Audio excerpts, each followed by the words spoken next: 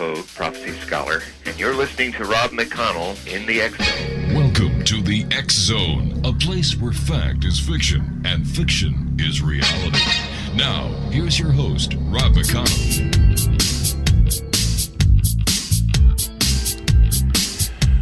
Welcome back, everyone. This is the X Zone. I am Rob McConnell. We were expecting to have Butch Witkowski on the show this hour, but apparently he must have been abducted by aliens because we haven't heard from him. We're getting no response from his telephone number, his callback number. And the funny part is that about an hour ago, he sent us an email that, yeah, I'm going to be on. I love the X Zone. Maybe it's because I kind of went up one side and down the other side of John Ventre the other day, the guy who is, what is he, Craig? He's the director for MUFON for the state of Pennsylvania. That's right. He's the wackadoodle who said that Malaysian Flight 370 was abducted by a UFO. That's why nobody was able to find it. These people scare the hell out of me. They drive cars. They intermingle with us in society. My God. So here we've got a man who is the director of MUFON, the Mutual UFO Network, and you know what? I know a lot of great people in MUFON. The director for MUFON, the deputy director for MUFON up here in Canada, Stu Bundy, is a great guy. He really is. He's got his head screwed on right. But there are other people out there. Now, by the way, if you're just joining the X Zone tonight for the first time, my name is Rob McConnell. You're listening to us from our broadcast center in Hamilton, Ontario, Canada, around the world on the Starcom radio network. And I'm going to give a good friend of mine, Ed Till, a plug. This guy here is on air Monday through Friday from 9 a.m. until 5 p.m., exclusively on Starcom. Listen to this guy. He is a broadcaster that has a legendary past. Like, move over, Howard Stern. Ed Till is here. Move over, Premier. Move over, Genesis Network. Move over, MSN. Move over, all you big guys, because Ed Till is at the helm of Starcom. This is the network to be afraid of. Why? Because we're real people. That's why. We give a damn about you, our listeners.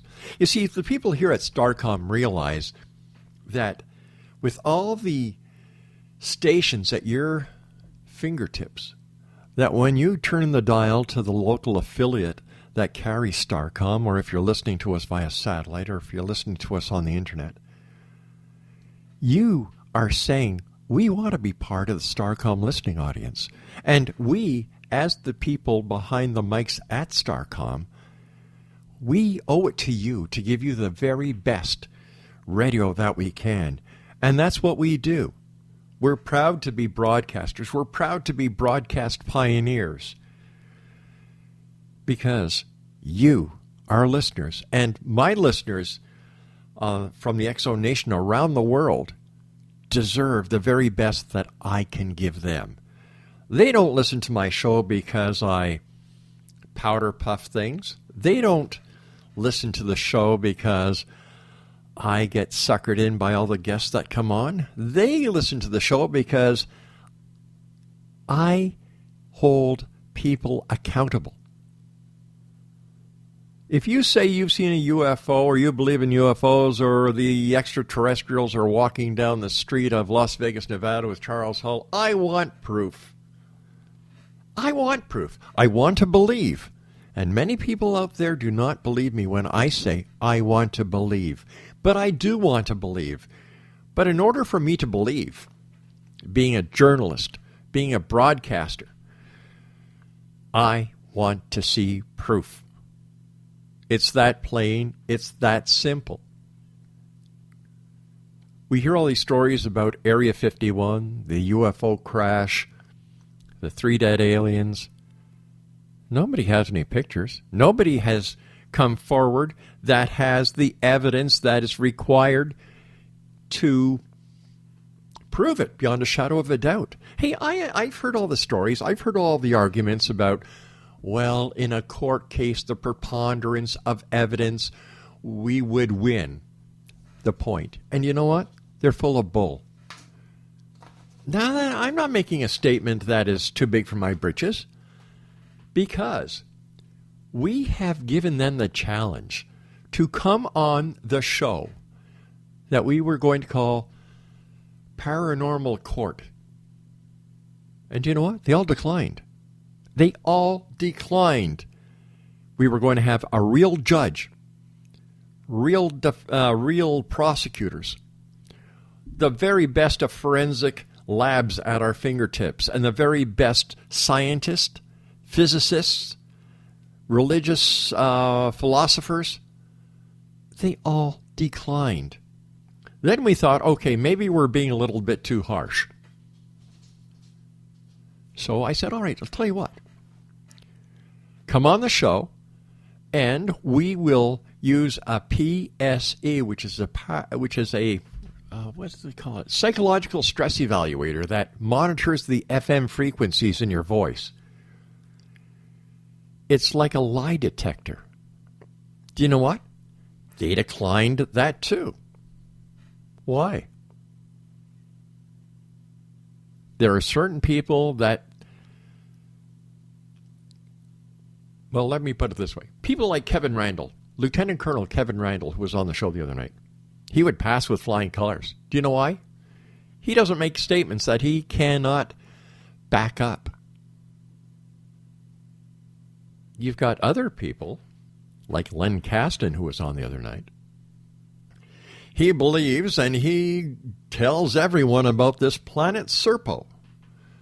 A number of military astronauts were trained, and the aliens took them to their planet of Serpo, 350,000 light years away. They returned with all this technology. And you know what? There's no record of it anyway. In fact, Corey Kay, a good friend of mine, my former producer at Talkstar Radio when Talkstar was up and running, and once again we grieve the passing of Victor Ives, the head cheese over there. We found beyond a shadow of a doubt that the entire myth of Planet Serpo is a hoax.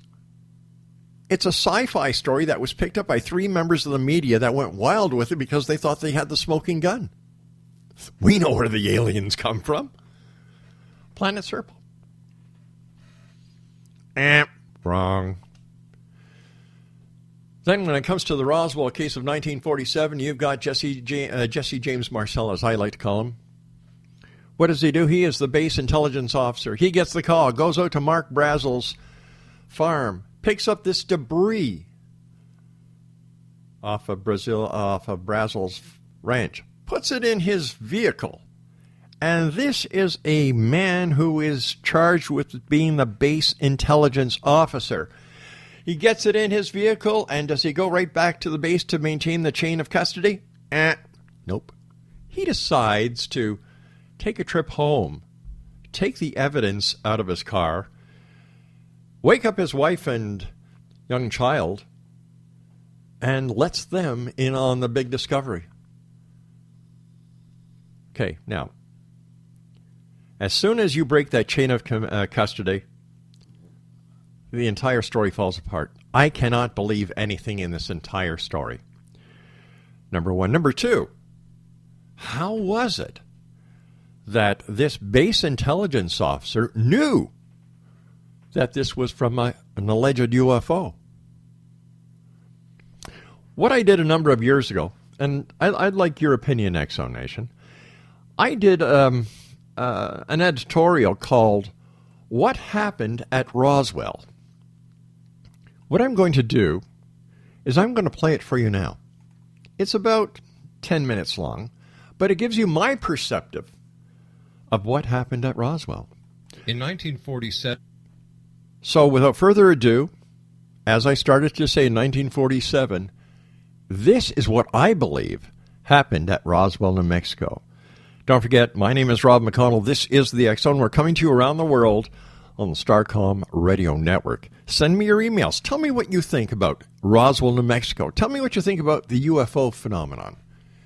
Tell me what you think about the possibility that extraterrestrials are in fact here and that they are working behind the scenes with the government, dumbing us down as members of the UFO community would like us to believe. Take a listen. In 1947, Kenneth Arnold was flying over the Cascade Mountains in Washington state in search of a missing plane when he spotted what he claimed were 9 disc-shaped craft. He calculated them to be moving at speeds of 1,200 miles per hour, far faster than any human-built aircraft of the 1940s could manage. When he talked to reporters after the flight, Arnold said the crafts moved like a saucer skipping over water, and the newspaper editor, hearing the description, called the objects flying saucers.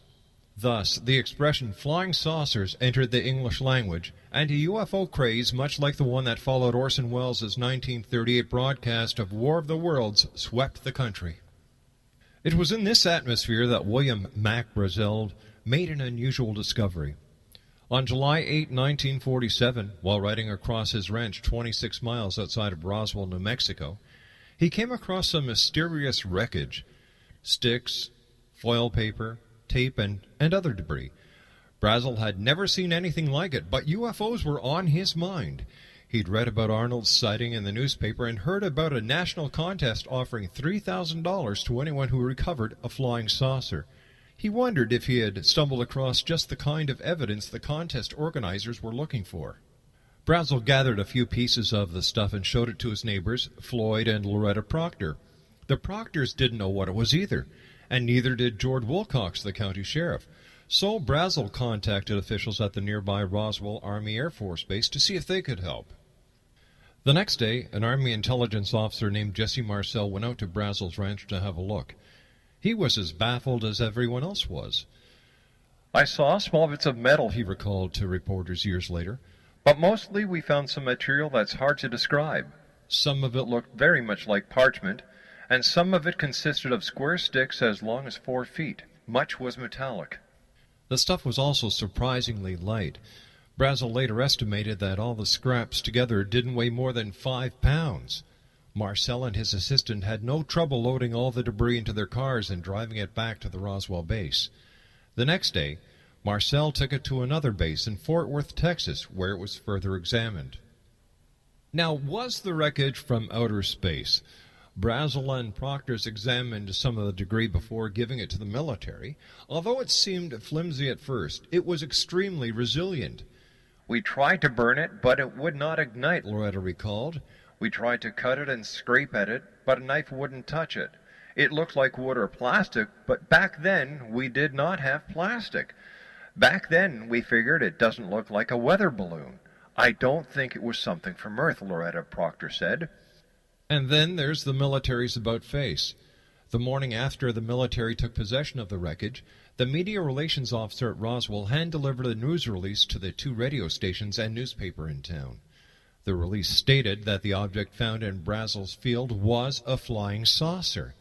It was the first time in history that the U.S. military had ever made such a claim.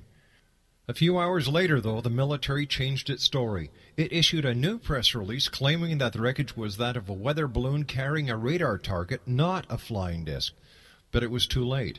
The newspaper deadline had already passed. They ran the first news release on the front page under the headline, "Air Force captures flying saucer on ranch in Roswell region." Other newspapers picked up the story and ran with it as well. Within 24 hours, news of the military's capture spread around the world. Interest in the story was so great that the next day, Brigadier General Roger Ramey, commander of the U.S. 8th Air Force, had to hold a press conference in Fort Worth in which he had again stated that the recovered object was only a weather balloon and a radar target that was suspended from it. He even displayed the wreckage for reporters and allowed them to photograph it. And then there was Mark Brazel's unusual behavior. Mark Brazel refused to talk about the incident for the rest of his life, even with the members of his immediate family, except to say that, "Whatever the wreckage was, it wasn't any type of balloon." So then why the silence?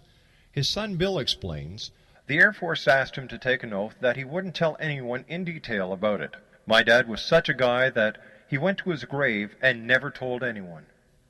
Kevin Randall and Donald Schmidt, authors of UFO Crash at Roswell, claim that shortly after Brazel made his famous discovery, his neighbors noticed a change in his lifestyle. He suddenly seemed to have more money.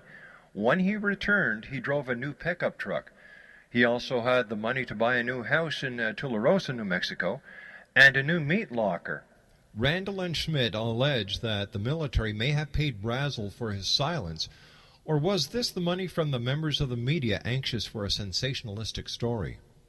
Trust me, today if the government announced that it had captured a UFO, even if it was mistaken, and tried to change its story a few hours later by claiming it was really a weather balloon, nobody would buy it. But people were more trusting in the years following World War II. Amazingly, the story died anyway. As Dave Sabol writes, the Army's announcement of the weather balloon explanation ended flying saucer excitement. All mention of the craft dropped from the newspapers, from military records, and from the national consciousness, and even from the talk of the town in Roswell. Even the Roswell Daily Record, which broke the story in the first place, was satisfied with the military's explanation. A few days later, it ran a headline that was even bigger than the first one. General Ramey empties Roswell saucer. The Roswell story would have probably stayed dead if Stanton Friedman, a nuclear physicist, hadn't lost his job during the 1970s. UFOs were Friedman's hobby until he got laid off, and then it became his career. In the 1970s, when the bottom fell out of the nuclear physics business, he explains, I went full-time as a lecturer. His favorite topic, flying saucers are real. A talk he gave at more than 600 different college campuses and other venues around the country. In his years on the lecture circuit, Friedman developed a nationwide reputation as a UFO expert, and people who'd seen UFOs began seeking him out. In 1978, he made contact with Jesse Marcel, the Army intelligence officer who retrieved the wreckage from Mark Brazel's ranch 31 years earlier. At Friedman's urging, Marcel gave an interview to the National Enquirer. I'd never seen anything like it, Marcel told the supermarket tabloid. I didn't know what we were picking up. I still believe it was nothing that came from Earth. It came to Earth, but not from Earth. The Enquirer interview couldn't have come at a more opportune time.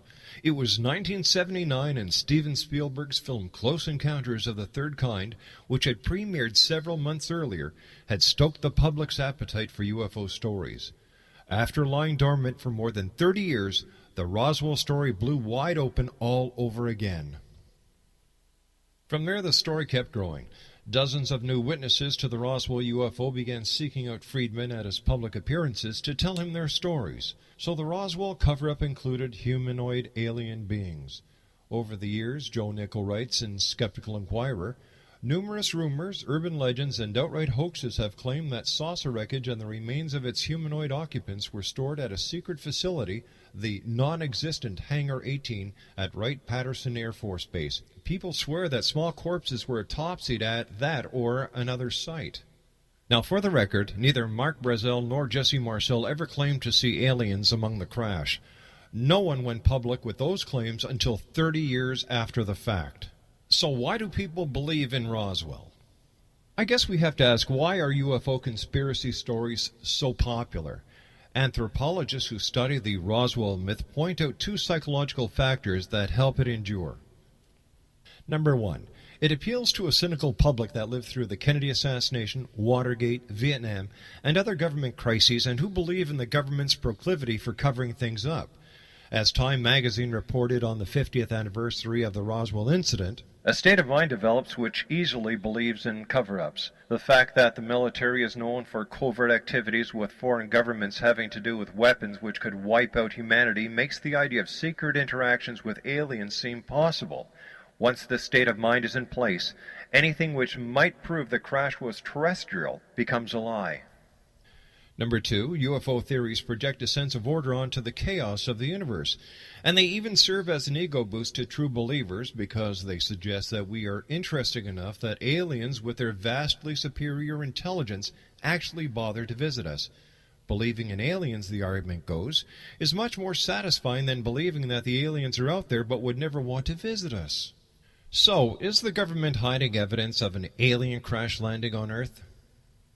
In 1993, Congressman Stephen Schiff of New Mexico asked the U.S. government's General Accounting Office to look into whether the U.S. government had ever been involved in a space alien cover-up either in Roswell, New Mexico, or anyplace else. The GAO spent 18 months searching government archives dating back to the 1940s, including even highly classified minutes of the National Security Council. The research prompted the U.S. Air Force to launch its own investigation. It released its finding in September 1994. The GAO's report followed in November 1995. Then a second Air Force report was released in 1997. All three reports arrived at the same conclusion. What the conspiracy theorists believe were UFO crashes were actually top-secret research programs run by the U.S. military during the Cold War. Take Roswell. According to the reports, the object that crashed on Mark Brazel's farm was a balloon, but no ordinary weather balloon. It was part of Project Mogul, a defense program as top secret as the Manhattan Project itself. Unlike the Manhattan Project, however, Project Mogul wasn't geared toward creating nuclear weapons. It was geared toward detecting them if the Soviets detonated them. In the late 1940s, the U.S. had neither spy satellites nor high-altitude spy planes that they could send over the Soviet Union to see if Stalin's crash program to build nuclear weapons was succeeding. Instead, government scientists figured trains of weather balloons fitted with special sensing equipment, if launched high enough into the atmosphere, might be able to detect the shock waves given off by nuclear explosions thousands of miles away. Project Mogul was such a program, the reports explained, and the object that crashed on Mark Brazel's field in 1947 was Flight R-4, a Mogul balloon trains that had been launched from Alamogordo Army Airfield near the Roswell base in June 1947. The train of 20 balloons was tracked to within 17 miles of Mark Brazel's ranch. Shortly afterward, radar contact was lost, and the balloons were never recovered, at least not by the folks at Alamogordo. The Roswell intelligence officers who recovered the wreckage didn't have high enough security clearance to know about Project Mogul, and thus they didn't inform Alamogordo of the discovery. On the whole, the program was successful. Project Mogul apparently did detect the first Soviet nuclear blasts. Even so, the project was discontinued when scientists discovered that such blasts could have been detected on the ground, making the balloon-borne sensors unnecessary. The project was discontinued in the early 1950s. The Air Force's 1997 report suggested that a number of other military projects that took place in the 1940s and the 1950s became part of the Roswell myth. In the 1950s, the Air Force launched balloons as high as 19 miles into the atmosphere and dropped human dummies to test parachutes for pilots of the X-15 rocket plane and the U-2 spy plane. The dummies, the Air Force says, were sometimes mistaken for aliens, and because it didn't want the real purpose of the test to be revealed, it did not debunk the alien theories. Some balloons also dropped mock interplanetary probes, which looked like flying saucers. In one 1959 balloon crash, a serviceman crashed a test balloon 10 miles northwest of Roswell and suffered an injury which caused his head to swell considerably. The serviceman was transferred to Wright-Patterson in Ohio for treatment. The incident, the Air Force says, helped inspire the notion that aliens have large heads and that the aliens or alien corpses are being held at Wright-Patterson for study. Do the GAO and the Air Force reports satisfy people who previously believed that the object was a UFO? Not a chance. It's a bunch of pap, says Walter G. Hutt, who worked at the Roswell base and after World War II distributed the famous Flying Saucers news release in 1947 and became the president of the International UFO Museum and Research Center in Roswell. All they've done is given us a different kind of balloon. Then it was weather, and now it's Mogul. Basically, I don't think anything has changed. Excuse my cynicism, but let's quit playing games. Okay, let's quit playing games. What would Roswell, New Mexico be today without the alleged UFO crash of 1947? What would the people who give lectures about Roswell, write books about Roswell, and now video DVD productions do without Roswell's alleged crash? What would they do? Roswell, New Mexico is a cash cow in the middle of nowhere based on a myth by people, for the most part, who have never seen a UFO, but who have become self-proclaimed experts because of their ability to tell a good story. The truth of the Roswell incident has been told, but believers deny the truth and live in their own little world of alien fantasy. When aliens and extraterrestrials walk in, logic and reality walks out. For the X Zone, I am Rob McConnell. There you go. That was done a couple of years ago. I still feel the same way. I don't believe a UFO crashed in Roswell, New Mexico, nor do I believe that 3 dead aliens were ever found there. When I come back from this break with our good sponsors, I'm going to play you the CNN iReport that I did going back to March 11, 2014, about the MUFON state director who claimed a Malaysia airline flight 370 was abducted by extraterrestrials. My name is Rob McConnell. This is the X Zone, and we're heard live and around the world Monday through Friday starting at 8 p.m. Eastern, right here on the Starcom Radio Network. Don't go away.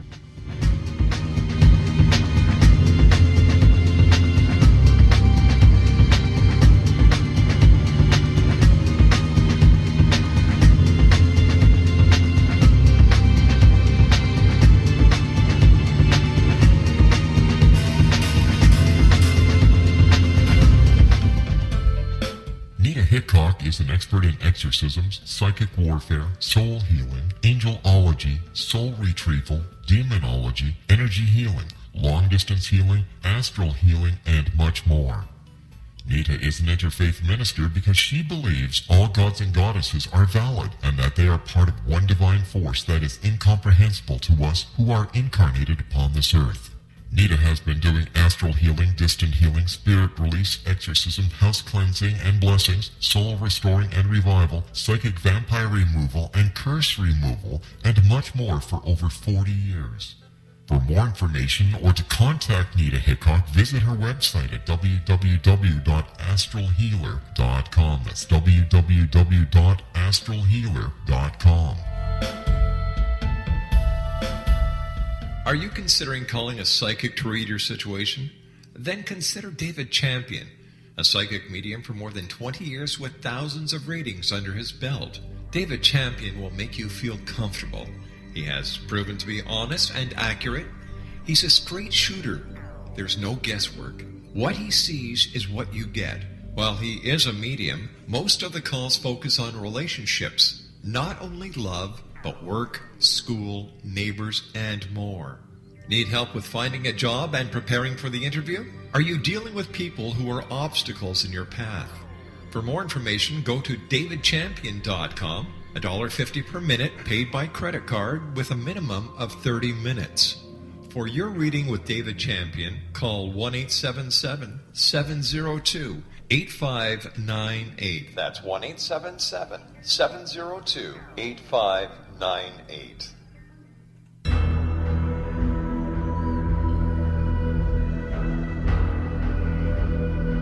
The ability to access the knowledge of the universe is much easier for us to access than we may believe.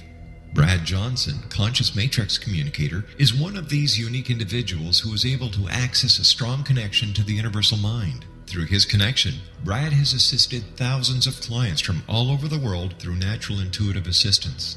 The intuitive information received is vast, covering a wide range of subjects. Brad's innate ability includes being able to access one's own universal matrix to help them realize their potential to create a life of profound greatness. One-on-one private sessions with Brad Johnson are available to anyone from around the world.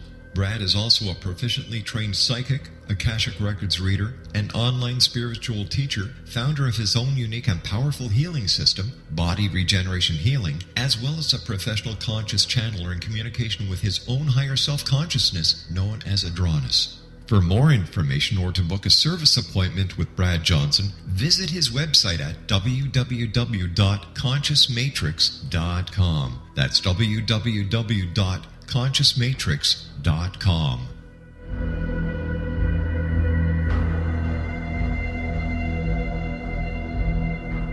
Little children aren't the only ones afraid of the dark. Millions of soldiers return from war zones with PTSD, anger, frustration, fear, and loneliness, much of which surfaces during the darkness of the night. You have the chance to change the lives of these American heroes. Songs and Stories for Soldiers.us provides free MP3 players for these men and women. With a list of 3 million songs in 16 different styles, 100,000 audiobooks, and 30,000 old-time radio programs, every veteran can find something to soothe and comfort them at no cost. All our players contain an 8-hour audio program designed to help veterans fall asleep. With 1,500 plus vets now participating, it's our goal to deliver 10,000 audio players this year. Go to our website at songsandstoriesforsoldiers.us. Help us help a veteran make it through the night. All Hit Radio.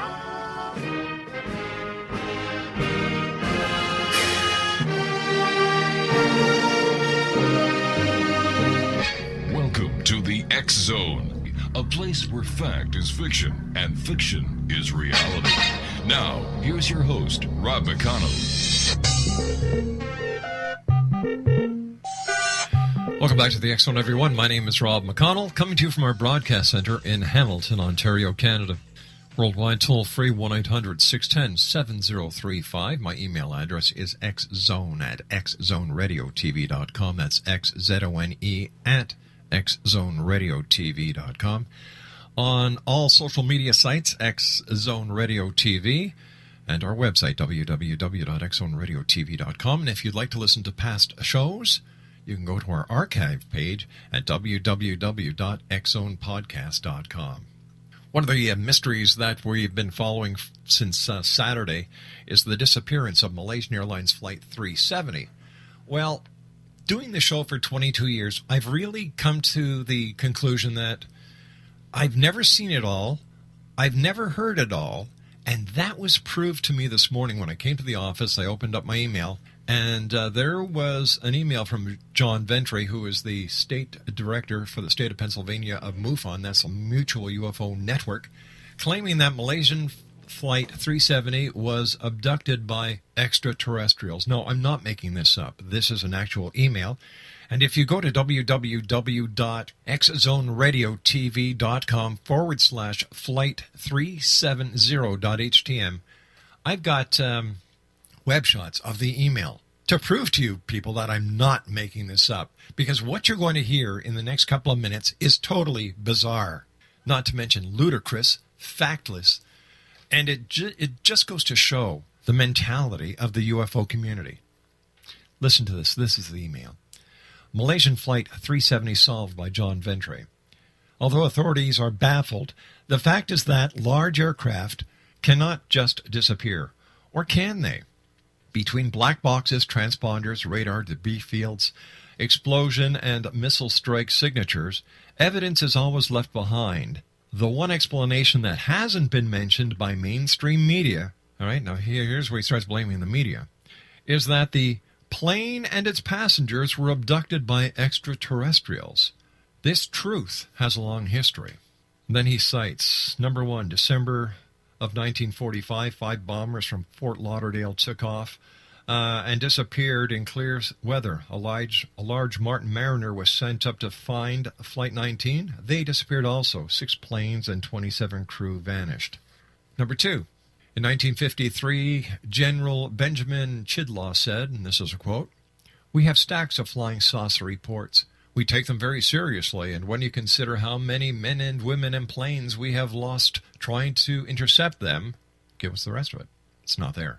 Number three, and the final point, on November 23rd, 1953, an F-89C Scorpion jet was scrambled from Kinross Air Force Base to intercept a UFO on radar. The two merge, and the jet and its 4 crew member vanished. The U.S. military monitors everything using sonar, radar, and satellites. I'm certain our satellites observed what really happened, but that's a truth that can't be revealed. And it's signed John V., www.johnventre.com. So according to the Mutual UFO Network's state director in Pennsylvania, John Ventre, Malaysian Airlines Flight 370 was abducted by extraterrestrials. So let me try and understand the logic behind making such a statement. And then having the gall to actually send this email stating that the media and the government is responsible for explaining to the public that Malaysian Airlines Flight 370, complete with crew and passengers, were abducted by extraterrestrials. This is why mainstream and credible media has not taken ufology very seriously. They make these statements without any facts, without any proof, and they enjoy their 5 or 6 seconds of fame. What evidence does, and this is in quotations, Pennsylvania State Director of MUFON, John Ventre, who is a self-professed UFO expert, have to make such a claim? Well, I sent him an email, and in my email it said, "Hi, John, so what are you implying, that there is a UFO connection or greater conspiracy connection? And if so, what is the evidence that leads you to your conclusions?" Here's what I got back from him. Let me see. I sent that to John at 10:43 in the morning. At 11:07 this morning, I received his reply. "You ready for this?" This is an exact quote, and this too will be up on our page. "Very well could be. The evidence is no evidence of a crash." Now, I'm going to repeat this because you're probably saying, what the hell did he say? This is what John Ventre, the Pennsylvania State Director of MUFON, said in reply to me questioning him on his evidence to the statement that he's made that Malaysian Airlines Flight 370 is solved, it was abducted by extraterrestrials. His reply to me was, "Very well could be. The evidence is no evidence of a crash." Alrighty. So have you taken a sip of water or something else that will stimulate you to listen to the rest of this without shaking your head too hard that it gives you a headache? Well, why don't we take a look and see who John Ventre is? We went to his website and we found out that he's the retired State Security and Public Affairs Director for UPS and was his company's liaison to his local congressman. John and other executives would meet quarterly with 4 senators and 22 Congress people. John used to also head up his company's crisis management team for 3 states. He's a member of the FBI's InfraGard group and the DHS Regional Business Coalition. Now, the FBI InfraGard, each field office has a special agent coordinator who gathers interested individuals to form a chapter. It's something like a neighborhood watch, I would imagine. But they can't call it that because it's FBI. Any individual can actually join the InfraGard. Local executive boards govern and share information within the membership. Chapters hold regular meetings to discuss issues, threats, and other matters that impact their companies. Speakers from public and private agencies and law enforcement agencies and communities are also invited to speak. Now, John, as I said, is the Pennsylvania State Director for the Mutual UFO Network. He's the author of 4 books. They're all novels, by the way, about UFOs and the Mayan 2012 prophecy, which didn't happen. He's a lifetime member of the NRA, so if there's any aliens listening, watch out, he loves guns. He sits on the board of directors for the JDRF, the Westmoreland Economic Growth Connection, MUFON, and Rotary. He's the co-inventor of a wood splitter. And listen to this, Exonation. He owns the themed Mexican restaurant trademark, Flying Salsa. Well, I think he should get another trademark called Flying Bull. He appeared on UFOs Over Earth, the series, in 2008, UFO Hunters in 2009, The Anderson Cooper Show in 2012, Destination America in 2013, and Hangar 1 in 2014. By the way, I saw that Hangar 1 TV show. I thought it sucked. John has appeared on numerous radio shows and is a speaker at various UFO paranormal conferences such as MUFON and the Paradigm Symposiums, UFO Congress, and Forteans conferences. He's also lectured at, Drexel University. He gives 4 different presentations: End Time Prophecy, The Case for UFOs, UFOs in Arts and History, and the 2008 PA UFO Wave. Is that what they do at ball games in Pennsylvania? They give it the UFO Wave? Yeah. Now, after reviewing his credentials, which, by the way, he has none that pertains to aircraft safety, aircraft crash investigations. So how can he make such a ludicrous statement that Malaysian Airlines Flight 370 was abducted by extraterrestrials? I guess the winters are long in Pennsylvania. Give you my take, okay? A UFO-themed Mexican restaurant, writing about UFOs, lecturing on UFOs, radio and television appearances on UFOs. Yeah, sure, you can do that. You don't have to have any credentials or experience to do that. Now, when it comes to training, certification, credentials, authority, or experience in aircraft crash, disappearances, search rescue operations, and investigations? He has none. According to his website, he has none. The disappearance of the Malaysian airline Flight 370 was within the range of civilian and military radar tracking systems, we know, not only in one country, but many of the surrounding countries. And if in fact there was any evidence whatsoever that another craft, terrestrial or otherwise, was in the area of the Malaysian airline Flight 370, how come there's been no mention of a UFO, and I'm calling a UFO here an unidentified flying object, or bogey, by civilian or military officials from the multinational search and rescue coalition that's formed? How come? The answer? Because there is none. Plain and simple. The people that I just mentioned who work in the military and the civilian offices, they deal in reality, not in a world where every unexplained event cannot be explained at the speed of the internet, as the work of UFOs and extraterrestrials being protected and guarded by a worldwide government conspiracy. There were no reports of any UFO sightings or reports found anywhere in the area on the date and time where the Malaysian Airlines Flight 370 was last reported. Now, no matter what the UFO fanatics or UFOnatics, as I call them, claim, there is no conspiracy or cover-up by any nation or corporate entity that Malaysian Airlines Flight 370 was abducted by extraterrestrials. Hello? Is anybody home? Do you get it? The aliens did not abduct Flight 370. If there is a conspiracy involving UFOs, extraterrestrials, or alien abductions, in my opinion, it's the UFO community and all their little members who are responsible for starting this conspiracy and keeping it alive all these years. After all, if there's a conspiracy, a cover-up by the government agencies of the world, they have no evidence. And even if they have it, the men in black come and threaten them, take the evidence, and this is a dream world. They probably really do believe that the cow jumped over the moon, the dish ran away with the spoon, and I'm sure that they believe in the Sandman, leprechauns, the Easter Bunny, and of course, my favorite, Santa Claus.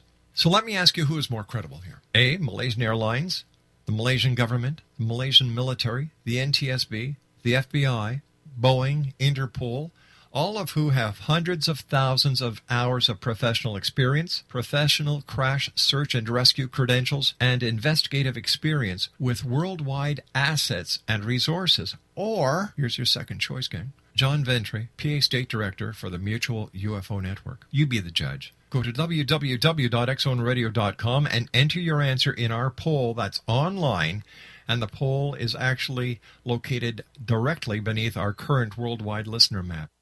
I don't profess to be an expert or authority on aircraft crashes or aircraft investigations, but based on my grasp of reality, the people I talk to, the documents and statements pertaining to the Malaysian airline Flight 370 from credible sources that I've read, I believe, and you can quote me on this, I believe that the crash or the mystery location of Malaysian Airlines Flight 370 will be found along with recovering of remains of crew, passengers, the black box voice recorder, and the black box flight data recorder. And it will have and has nothing to do with the abduction by aliens or extraterrestrials.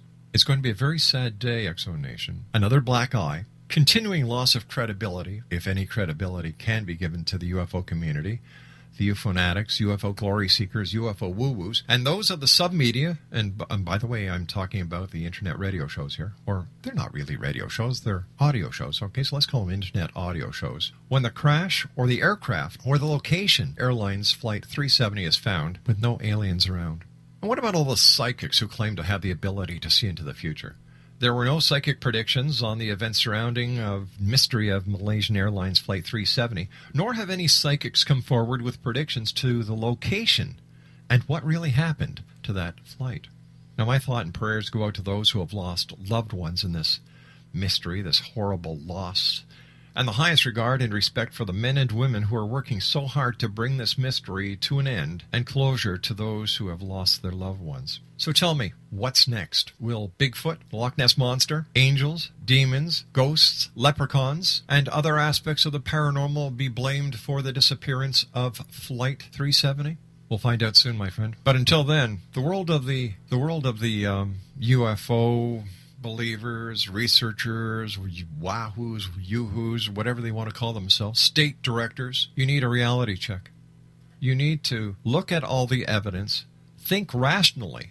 Hey, there's nothing wrong with thinking outside the box, but do it in a realistic way. Not every mystery, and there hasn't been one mystery on this planet that has been proven to be the work of extraterrestrials. For the X Zone Radio and TV show and the X Chronicles newspaper, I'm Rob McConnell.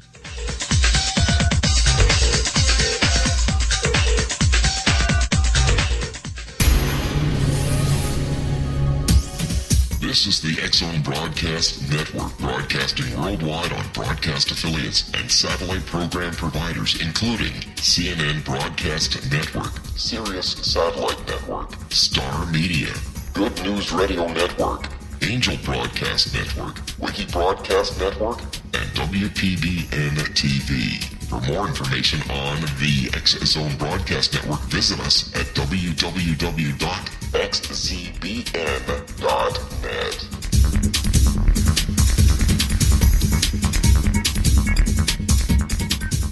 Welcome back, everyone. This is the X Zone. I am Rob McConnell. So there you've seen my view on two specific cases that involve UFOs and what I think based on what I know.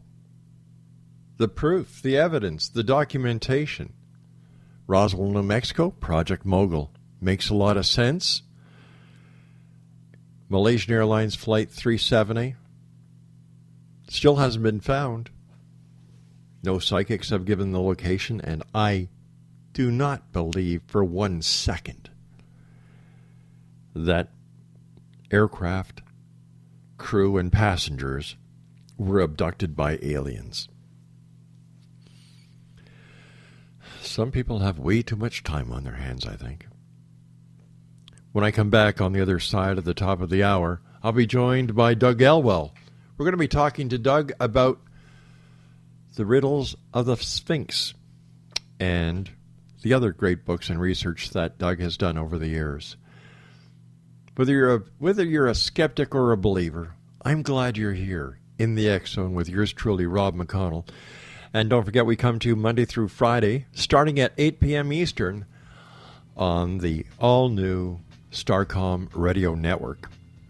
You can check us out online at www.xzoneradiotv.com. Send me an email on air at xzoneradiotv.com.